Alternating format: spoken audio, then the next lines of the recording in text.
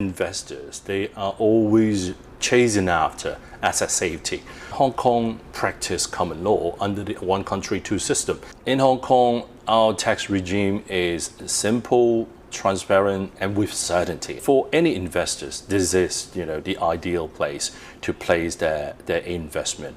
Family offices have evolved far beyond succession planning. For those who may have a narrow understanding of what family offices do, what do we need to understand about today's landscape? Family office is not just about the dollar sign. It is always about the family stories and the values that they carry, behind the family names, and they want to preserve it and bring it beyond generations. And philanthropy, Hong Kong, has been doing that for a long time as well. And on these, a lot of family, they delve very deep into that subjects and done a lot of good deeds for the society. And the backdrop of family office is really tied close to our, present economy and everyday life. And there seems to be a growing focus on managing new money in the so-called new economy, wealth creation in things like AI and biotech. What opportunities are you seeing in those areas? Enormous. We understand that the AI development, whether it's the investors, whether it's the user, whether it's the practitioners within the industry, we're all looking at that. Our nation, China, has been doing so well in many areas. We're actually leading in the global turf. Whether new money, old money, any type of money, they can't neglect, that huge part of their portfolio.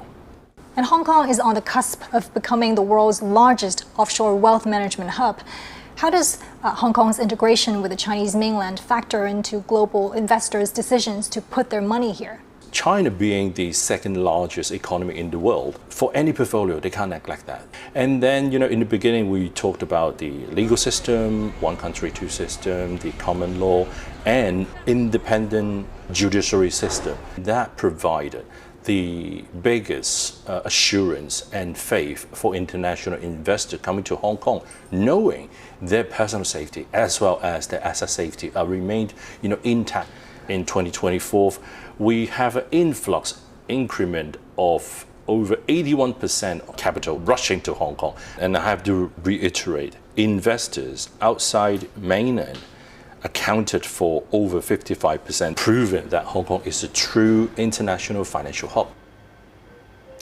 Humanoid robots are stepping onto the front lines of China's energy sector. It's part of a broader push as authorities in China are trying to deepen the use of both LLMs and advanced robotics in key industries. CGTN's Huang recently visited a power facility in Guangzhou to find out more.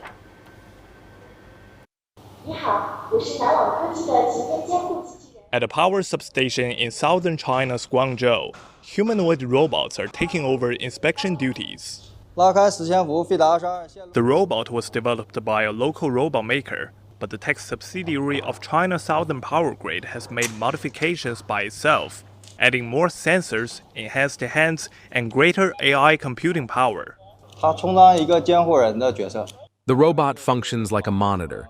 It guards us from making mistakes, like entering the wrong section or carrying out a wrong operation. The humanoid robots and robot dogs can inspect facilities independently. They can catch abnormalities through its cameras and thermal imaging sensor in wear environments that pose risks for human workers. This equipment is 109 degrees Celsius. I'm just standing next to it. It feels pretty hot. I'm already sweating. I guess it's 40 degrees Celsius out here. So obviously it's not comfortable for human beings to stay here for long.